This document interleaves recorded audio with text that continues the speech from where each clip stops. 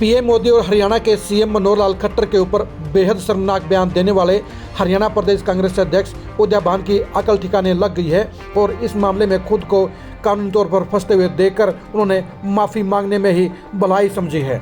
आपको याद होगा कि उदय भान ने कुछ दिन पहले पीएम मोदी और खट्टर को लेकर बेहद आपत्तिजनक बातें कही थी। उन्होंने कहा था कि ऊपर रंडवा राज कर रहा है और नीचे पंडवा सरकार चला रहा है। आप खुद ही सुनिए उदय भान ने कुछ दिन पहले किस तरह से बेहद आपत्तिजनक बयान दोनों ही बड़े नेताओं के बारे में दिया था।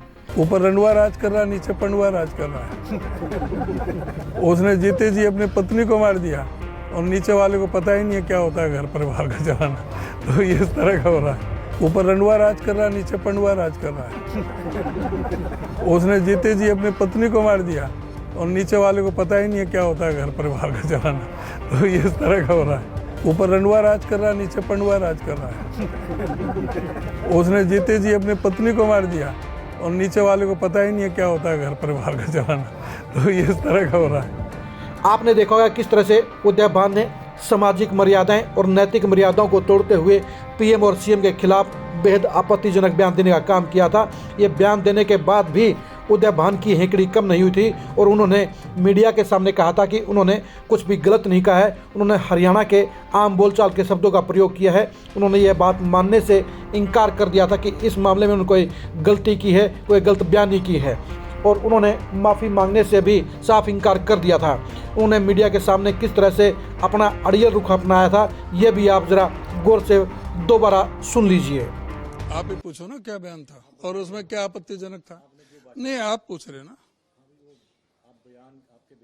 क्या उस आप बताओ कि उसमें क्या आपत्तिजनक है।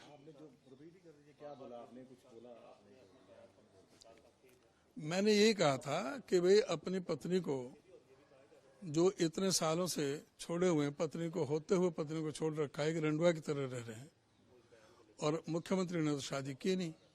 भाई ऊपर रंडवा राज कर रहा है, नीचे पंडवा राज कर रहा है। तो इसमें ये बताएं कि इसमें क्या तो गाली है, क्या इसमें गलत बयानी है। जो सच्चाई थी वो मैंने कोई रख दी थी तो उसमें ये तिल का ताड़ बना दिया उसका। तो बीजेपी कह रही है कि ये आपत्तिजनक है और इस पे सबने ट्वीट भी किया। क्या आपत्तिजनक है इस तरह की भाषा, इसमें भाषा में क्या हो गया। अगर कल हमारा एमपी ने वहां पर दिया तो सारी ऑपोजिशन उस एमपी की भाषा और ये भाषा को एक है। जो एमपी बोला था ये तो हमारे हरियाणा में आम भाषा है। जो अपनी पत्नी को छोड़ देता है इस तरह से उसे रंडवाई बोलते हैं और जो जिसकी शादी नहीं होती, जो कुंवारा होता है, उसको पंडवा बोल देते हैं। तो इसमें क्या होगा। मैंने तो नाम भी नहीं लिया। ये भी जो ना आप उसकी बात कर रहे हो, चलो मैं मान लेता हूँ उस बात का। मैंने तो नाम भी नहीं लिया। मैं तो ये कहा ऊपर रंडवा राज कर रहा है, नीचे पंडवा राज कर रहा है। तो इसमें आप ये बता दो कि इसमें गलत बयानी और क्या हो गई। नहीं, कोई गाली दे दी क्या, कोई अपशब्द कहें क्या उनके लिए। नहीं, जो हकीकत थी वही तो बयान करी है। हाँ ना, बिल्कुल। क्यों उसमें गलत क्या है, उसमें झूठ क्या है। अगर मेरे से कोई गलत बयानी होती है तो मैं माफी मांग लेता। मुझे क्या, अगर मुझे लगता है कि भाई तेरे से ये गलती हुई है तो मैं उसकी माफी मांग लेता। लेकिन इसमें किस बात के लिए मैं माफी मांगू।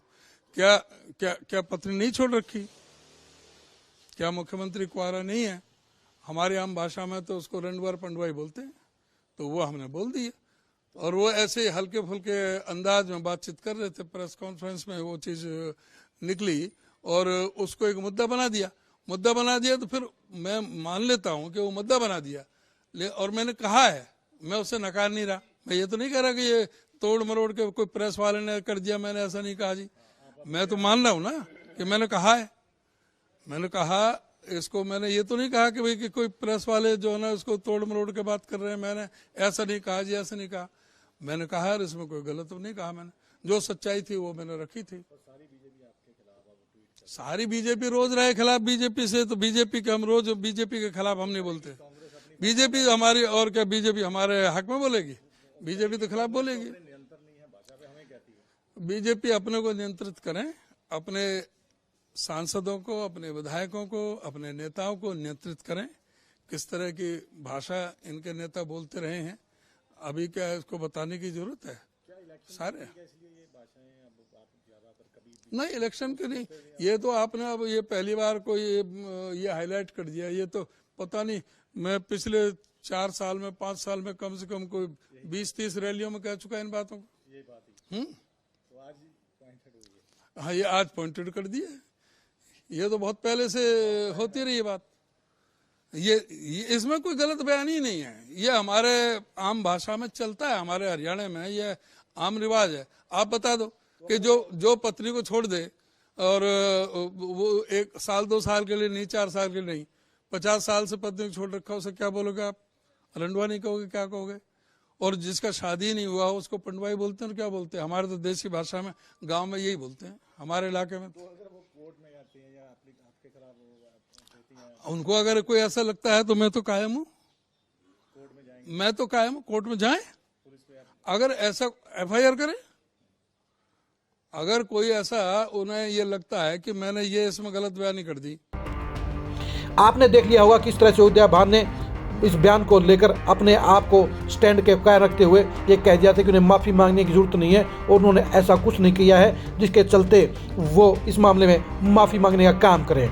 लेकिन अब उदय भान को समझ में आ गया है कि इस मामले में वो गलत हैं, और अगर उन्हें माफ़ी मांगने का काम नहीं किया तो वो कानूनी तौर पर फंस जाएंगे। और इससे बचने के लिए ही उन्होंने अब इस मामले में मानहानि का केस करने वाले, मानहानि का नोटिस देने वाले एकीकृत रांडा यूनियन हरियाणा के वीरेंद्र सांगवान के पास अपने वकील के जरिए माफ़ीनामा भेजकर उनको इस मामले में माफ़ करने की गुहार लगाई है।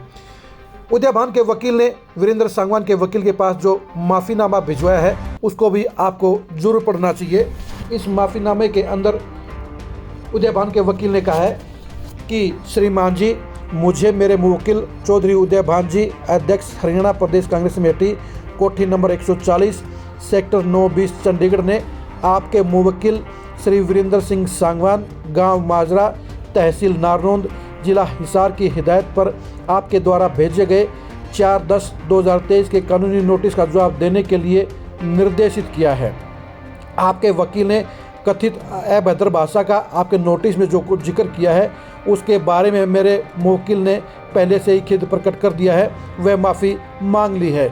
दिनांक 26 सितंबर 2023 को मेरे मुवक्किल ने इसके बारे में कहा था कि किसी भी व्यक्ति की मेरी कही बात पर बुरा लगा है उसके बारे में मैं खेद प्रकट करता हूं, वह माफ़ी मांगता हूं, जिसको अखबारों में भी छापा गया है, जिसमें से एक अखबार पंजाब केसरी हिंदी में मेरे मुवक्किल के माफ़ी के बयान के बारे में 27/9/2023 के संस्करण में छापा गया है।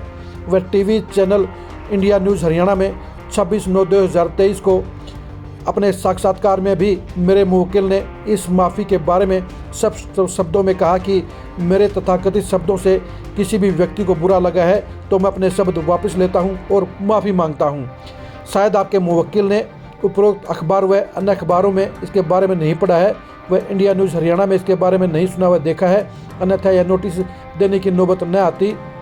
मेरे मुवक्किल हरियाणा की जनता को जोड़ने का काम कर रहे हैं, न कि तोड़ने का।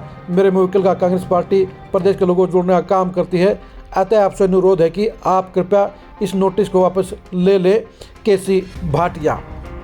इस नोटिस के जवाब के बारे में उदय भान का माफ़ीनामा साफ तौर पर बता रहा है कि उदय भान को अब अपनी गलती का एहसास हो गया है और इस मामले को लेकर अब एकीकृत रांडा यूनियन हरियाणा के वीरेंद्र सांगवान ने भी उदय भान को माफ़ कर दिया है, लेकिन साथ में चेतावनी भी उन्होंने दी है कि अगर आगे उदय भान ने इस तरह की दोबारा से गुस्ताखी करने का काम किया, गलत बयानी करने का काम किया, तो वो उसे हरगिज़ किसी भी सूरत में नहीं छोड़ेंगे। उदय भान को कांग्रेस ने एक बड़ी जिम्मेदारी का पद सौंपा है और इस जिम्मेदार के पद के ऊपर उनके लिए ये जरूरी हो जाता है कि वे ऊंचे नैतिक आदर्श स्थापित करें, वो समाज के लिए एक अनुकरणीय उदाहरण पेश करें। लेकिन पीएम मोदी और सीएम खट्टर के बारे में उदय भान ने जिस तरह से गलत बयानी पेश की थी, जिस तरह से उन्होंने मर्यादाओं को तोड़ते हुए आपत्तिजनक बयान दिया था, उसके चलते उदय भान की मानसिकता के ऊपर, उदय भान की छोटी सोच के ऊपर सवालिया निशान उठे थे। देश का प्रधानमंत्री और प्रदेश का मुख्यमंत्री दोनों ही बेहद रसूखदार पद हैं, दोनों की एक सामाजिक ओहदेदारी है और ऐसे में ऐसे प्रतिष्ठित लोगों के बारे में उदय भान को इस तरह की नीचे दर्जे की बातें नहीं करनी चाहिए थी। और उदय भान ने इस मामले में अड़ियल रुख अपनाकर भी ये बता दिया था कि उनकी सोच भी छोटी है, उनकी बातें भी छोटी हैं और वो अपने पद की गरिमा को नहीं समझते हैं। उदय भान को इस माफ़ीनामे के बाद सबक ले लेना चाहिए कि उन्हें ऐसी बातें अपने मुंह से नहीं निकालनी चाहिए जिससे दूसरों के मान सम्मान का हनन होता हो, जिससे दूसरों की प्रतिष्ठा खराब होती हो और जिससे उदय भान के पद को लेकर भी सवालिया निशान उठते हों, उनकी सोच को लेकर सवालिया निशान खड़े होते हों।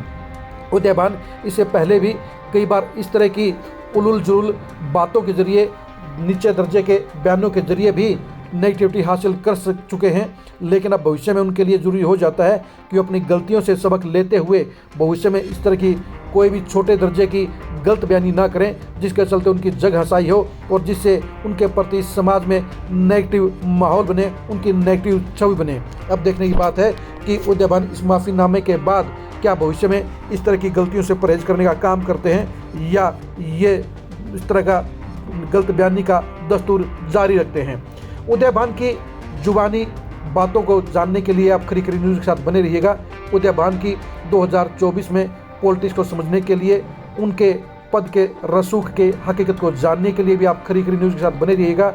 उदय भान की 2024 में सियासी अंजाम को जानने के लिए भी आप खरी खरी न्यूज़ के साथ बने रहिएगा। आप हमारे फेसबुक पेज को फॉलो कीजिए, आप हमारे यूट्यूब चैनल को सब्सक्राइब कीजिए। नमस्कार।